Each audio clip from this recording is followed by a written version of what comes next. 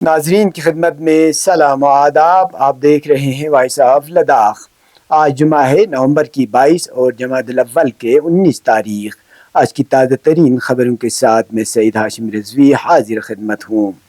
ناظرین سے گزارش ہے کہ تازہ ترین خبروں اور حالات و واقعات سے باخبر رہنے کے لیے ہمارے چینل کو سبسکرائب کریں اور خبریں آخر تک ضرور دیکھیں.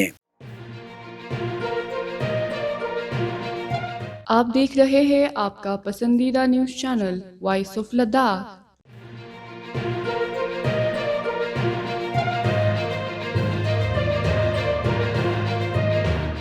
امام خمینی میموریل ٹرسٹ کرگل کے زیر انتظام مسلح امام منجگن میں آج منعقدہ نماز جمعہ کے دوران امام جمعہ حجت الاسلام شیخ حمید ناصری نے پاکستان کے خیبر پختونخوا کے ضلع کرم میں پارا چنار سے پشاور جانے والی گاڑیوں پر دہشت گردوں کے حملے کی سخت لفظوں میں مذمت کی. انہوں نے شہدائے پارا چنار کے لواحقین کو تعزیت پیش کی اور حکومت پاکستان کی دہشت گردوں کو کھلی چھوٹ دینے پر شدید مذمت کی. شیخ حمید ناصری نے کرگل ضلع میں منشیات کی روک تھام کے سلسلے میں لداخ پولیس کے حالیہ کارروائی پر اطمینان کا اظہار کرتے ہوئے لداخ پولیس کو یقین دلایا کہ IKMT اس سلسلے میں لداخ پولیس کو ہر طرح کی تعاون کے لیے تیار ہیں. تعلیم وہ چراغ ہے جو زندگی کے ہر اندھیرے کو روشن کرتا ہے. Finer public high school Kargil میں داخلے کا شاندار موقع. 18 اکتوبر سے نرسری سے 9 کلاس تک داخلے جاری. لمیٹڈ سیٹس کے لیے ایڈمیشن فی فری. ہماری خصوصیات: بہترین اور تجربے کار استاد، شاندار تعلیمی سہولیت اور جدید انفراسٹرکچر، کھیل کود اور جسمانی تربیت کا بہترین موقع. فائنر پبلک ہائی اسکول آپ کے بچوں کے خواب سجانے اور انہیں حقیقت میں بدلنے کا گھر. جلدی کرے، ایڈمیشن کا موقع مس نہ کرے. کانٹیکٹ کرے عیدگاہ نیئر حسینی پارک کارگل. مزید جانکاری کے لیے کال کرے 8899689624 اور 7889918981.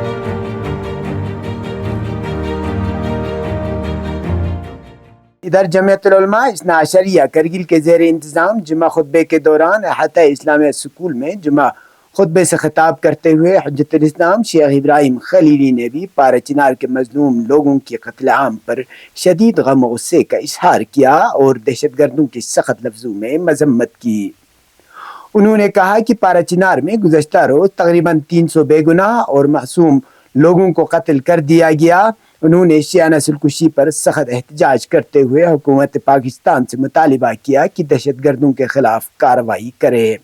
ساتھ ہی حکومت ہند سے بھی مطالبہ کیا کہ وہ پاکستان میں شیعوں پر ہو رہے مظالم کے خلاف آواز اٹھائیں. ادھر انجمن صاحب زمان سانکو کے زیر انتظام جمعہ نماز خطبے میں حجت الاسلام آغا سید احمد رضوی نے بھی پارا چنار میں 10 مومنین کے قتل عام پر سخت رنج و غم کا اظہار کرتے ہوئے دہشت گردوں کی شدید الفاظ میں مذمت کی. یاد رہے پاکستان کے صوبہ خیبر پختونخوا کے ضلع کرم میں پارا چنار سے پشاور جانے والی کانوائی میں شامل شیعہ مسافر گاڑیوں پر تکفیری دہشت گردوں نے سیکیورٹی فورسز کی موجودگی میں 45 منٹ تک اندھادھند فائرنگ کی تھی، جس کے نتیجے میں تقریباً 100 افراد شہید و زخمی ہونے کی خبر ہے. اس دہشت گردانہ کارروائی کے خلاف دنیا کے مختلف ملکوں میں شدید غم و غصے کا اظہار کیا جا رہا ہے.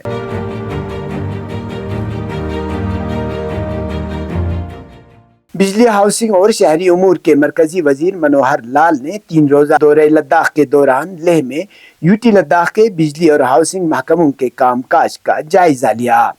میٹنگ کے دوران وزیر نے متعلقہ محکموں کے کام کاج کا تفصیلی جائزہ لیا.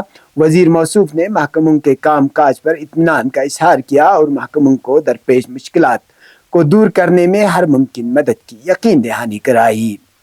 میٹنگ کے بعد ذرائع ابلاغ سے خطاب کرتے ہوئے منوہر لال نے کہا کہ UT میں تمام بے گھر لوگوں کا سروے کیا جائے گا تاکہ وہ PM آواس یوجنا کے فوائد حاصل کر سکیں. انہوں نے کہا کہ وزارت اس بات کو یقینی بنائے گی کہ لداخ میں کوئی بھی شخص بے گھر نہ رہے. انہوں نے مزید کہا کہ PM سیوا ندھی اسکیم کے تحت تمام اسٹریٹ وینڈرز کو مالی امداد فراہم کی گئی ہے اور اس بات کو یقینی بنانے کی تمام کوششیں کی جائیں گی کہ کوئی بھی محروم نہ رہے. وزیر موصوف نے کہا کہ لداخ اپنے وسیع رقبے کی وجہ سے شمسی توانائی کی ترقی کی بڑی صلاحیت رکھتا ہے. انہوں نے میڈیا کو بتایا کہ UT میں 13 گیگاواٹ کے سولر پاور پلانٹ کے قیام پر کام جاری ہے، جو نہ صرف مقامی ضروریات کو پورا کرے گا بلکہ ملک کے دیگر حصوں کی توانائی کی ضروریات کو بھی پورا کرنے میں مدد دے گا۔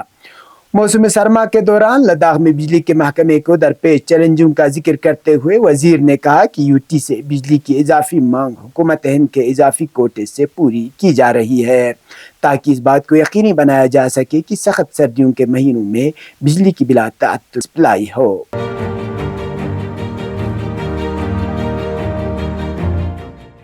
ڈپٹی کمشنر لیہ سنتوش سکھادیوے نے 21 نومبر کو ڈی سی آفس لیہ کے کانفرنس ہال میں ڈسٹرکٹ کپیکس بجٹ 2024-25 کا جائزہ لینے کے لیے ایک میٹنگ کی صدارت کی۔ میٹنگ کے دوران تمام محکموں نے اپنے فنڈز کے استعمال اور ضلع کے اندر مختلف ترقیاتی کاموں کے اخراجات کا جائزہ پیش کیا۔ ڈپٹی کمشنر لیہ نے اخراجات کا بغور جائزہ لیا اور تمام محکموں کے سربراہان کو ہدایت کی کہ وہ پیر تک اپنے متفقہ اعداد و شمار اور درست اخراجات کی رپورٹ پیش کریں۔ انہوں نے ایچ او ڈیز کو ہدایت کی کہ وہ مختلف ہیڈز جیسے کہ آئی سی ٹی، مشینری، فرنیچر اور دیگر کے تحت خریداریوں کی بروقت تکمیل کو یقینی بنائیں۔ انہوں نے افسران پر زور دیا کہ وہ آئندہ سال کے تمام اخراجات کی پیش رفت پر زیادہ توجہ دیں۔ ڈی سی لیہ نے محکموں کے سربراہان کو ہدایت دی کہ وہ نومبر کے آخر تک اپنے اخراجات کی تکمیل کو یقینی بنائیں۔ مزید انہوں نے افسران پر زور دیا کہ وہ اپنی فزیکل کامیابیوں کا ریکارڈ تصویروں کے ساتھ رکھیں۔ انہوں نے افسران پر زور دیا کہ وہ بروقت کام کو انجام دیں اور مناسب اخراجات کو یقینی بنائیں۔ میٹنگ میں چیف پلاننگ آفیسر لیہ سیونگ گیلسن اور ضلع لیہ کے تمام محکموں کے سربراہان نے شرکت کی۔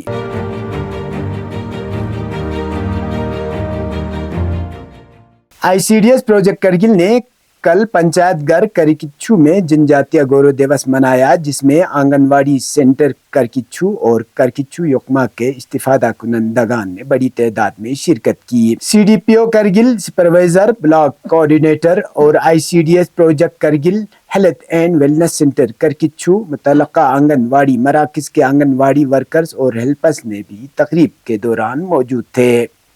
اس پروگرام میں خصوصی طور پر بچوں کے آدھار اندراج، بچوں کی نشو و نما کی نگرانی، خواتین اور بچوں کی خون کی کمی کی جانچ اور آئی سی ڈی ایس کے مختلف اسکیموں اور خدمات کے بارے میں بیداری شامل تھی۔ اب پیش ہے قومی اور بین الاقوامی خبریں۔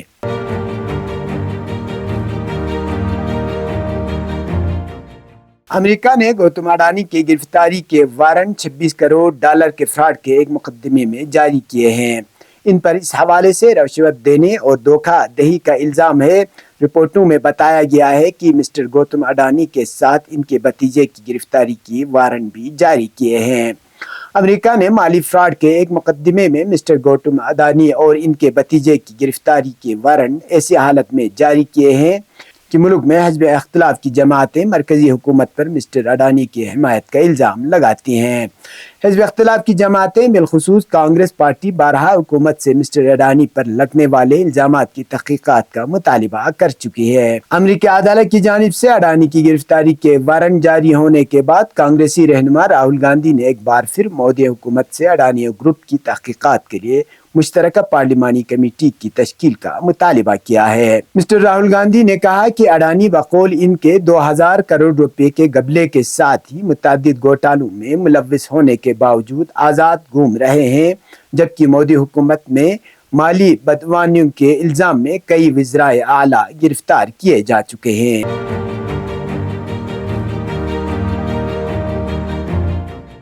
حزب اللہ لبنان نے کہا ہے کہ اس کے مجاہدین نے الخیام ٹاؤن میں صہیونی فوجیوں کے ٹھکانوں پر متعدد میزائل داغے ہیں۔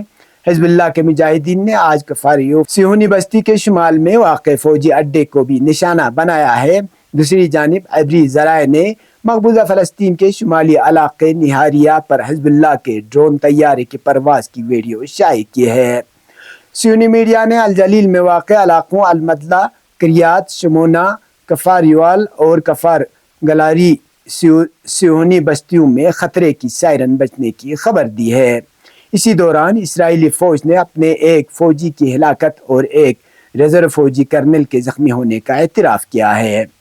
صہیونی فوج نے اعتراف کیا ہے کہ گولانی بریگیڈ کی 13ویں بٹالین میں شامل اس کا ایک فوجی جنوبی لبنان میں حزب اللہ کے مجاہدین کے ساتھ جھڑپ میں مارا گیا ہے۔ اسرائیلی فوج نے مزید کہا کہ یہ فوجی شمع ٹاؤن میں حزب اللہ کے مجاہدین کے ساتھ براہ راست لڑائی کے دوران مارا گیا ہے۔ گزشتہ روز بھی جنوبی لبنان کی ایک عمارت میں صہیونی فوجوں پر حزب اللہ کے حملے کے نتیجے میں صہیونی حکومت کے گولانی اسپیشل بریگیڈ کے 4 فوجی ہلاک اور قابض فوج کے متعدد اہلکار زخمی ہو گئے تھے۔ یہ تھے اب تک کی خبریں، اسی کے ساتھ مجھے اور میرے ساتھیوں کو دیجیے اجازت۔ اللہ حافظ۔